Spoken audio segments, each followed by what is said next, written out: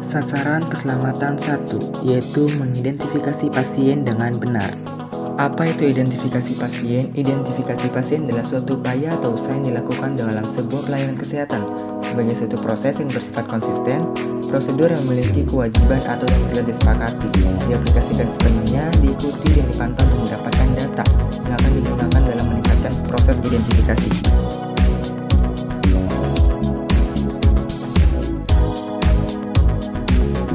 Nah, bagaimana sih cara mengidentifikasi pasien dengan benar? Dengan cara melakukan identifikasi identitas pasien melalui penggunaan gelang berwarna dan memastikan ulang gelang pasien dengan mencocokkan jawaban dari si pasien dengan gelang tersebut.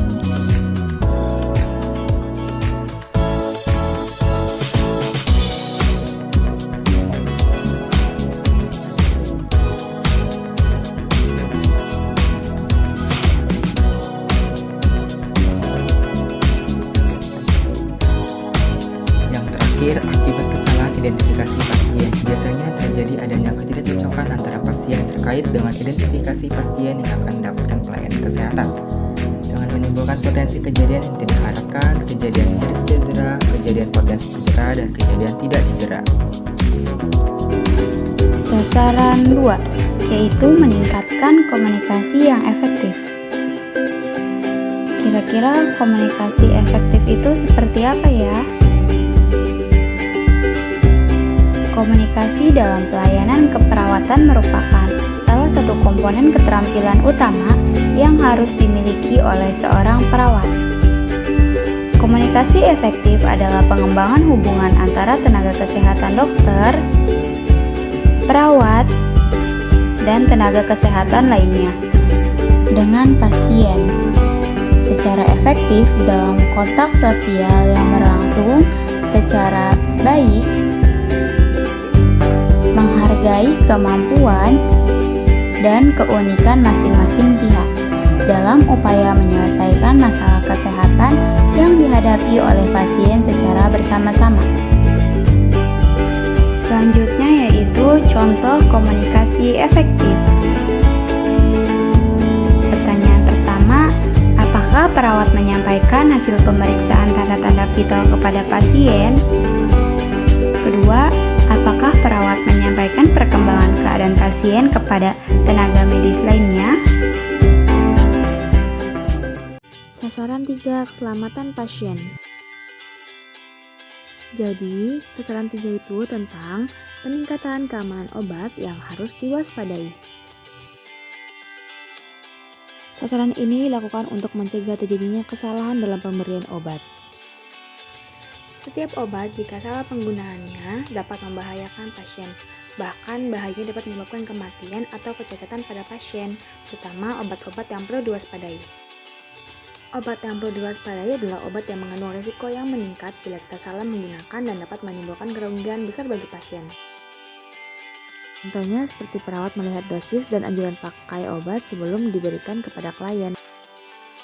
Karena dengan perawat melihat dosis dan anjuran pakai yang akan digunakan oleh klien, perawat telah mencegah kesalahan yang dapat menimbulkan kematian ataupun kecacatan pada klien. Yang kedua, perawat diharuskan untuk memberitahu cara penggunaan obat kepada klien. Dengan cara ini pun, perawat telah mengurangi risiko atau kefatalan yang akan terjadi pada klien. Selanjutnya, yang ketiga adalah perawat diharuskan untuk melihat label kemasan pada obat untuk mencegah terjadinya kesalahan dalam pemberian obat kepada pasien. Obat yang perlu diwaspadai adalah obat yang berisiko tinggi. Obat ini adalah bila terjadi kesalahan menimbulkan kematian. Selanjutnya adalah obat yang nama, kemasan, label, dan penggunaannya terlihat sama.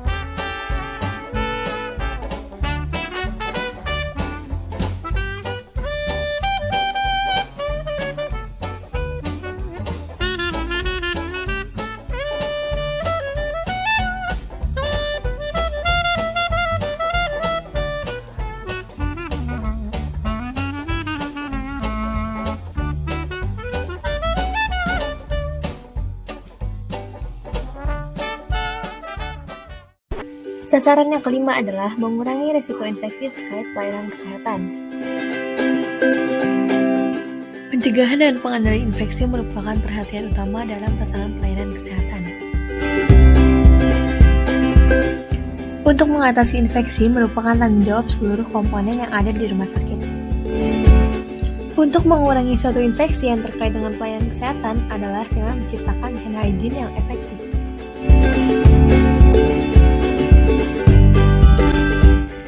Praktik hand hygiene merupakan langkah awal untuk mencegah healthcare atau associated infection atau HCAI, serta mencegah resistensi antimikroba. Hand hygiene menurunkan risiko tertularnya infeksi di rumah sakit hingga 50-90%. Kapan sebaiknya hand hygiene dilakukan?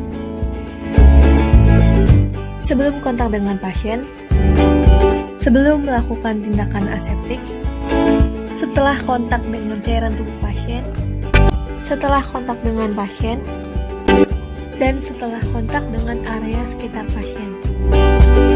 Bagaimana teknik hand hygiene yang benar? Berikut ini adalah 6 langkah cara mencuci tangan pakai sabun yang baik dan benar.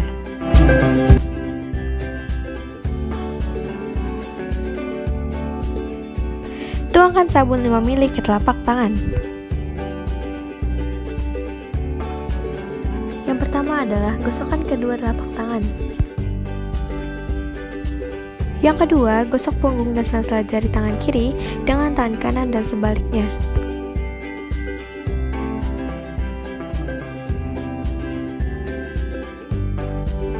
Yang ketiga, gosok kedua telapak tangan dan sela-sela jari. Yang keempat, punggung jari-jari pada telapak tangan berlawanan dengan jari-jari saling mengunci.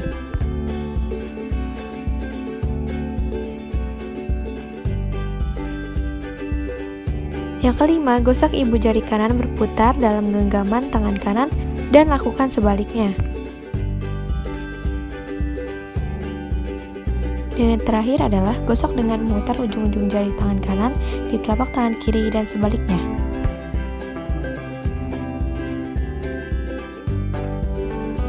Lalu basuh tangan di air yang mengalir.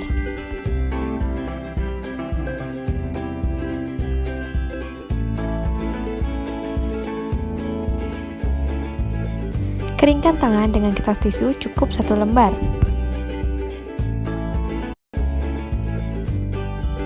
Lalu tutup keran dengan bekas tisu. Nah, dari sekarang orang yang masuk ke dalam rumah sakit, mulai dari pasien, tenaga kesehatan, dan pengunjung, harus membiasakan diri untuk selalu mencuci tangan dengan baik dan benar. Sasaran keenam adalah mengurangi resiko pasien terjatuh. Pencegahan resiko jatuh merupakan indikator keperawatan yang sangat sensitif di pelayanan unit perawat inap. Perawat merupakan yang paling diandalkan dalam pelayanan resiko jatuh. Dalam upaya mengurangi resiko jatuh, ada hal yang harus diperhatikan. Yang pertama adalah usia, aktivitasnya, defisit penglihatan atau pendengaran. Bagaimana cara mencegah pasien terjatuh?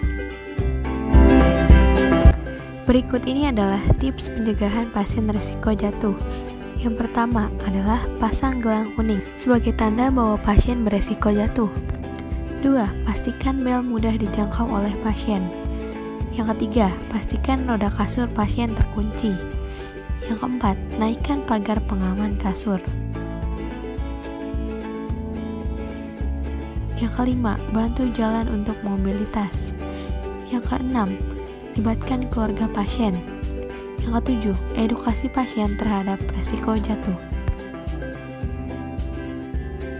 Ayo budayakan asesmen pasien resiko jatuh di lingkungan rumah sakit.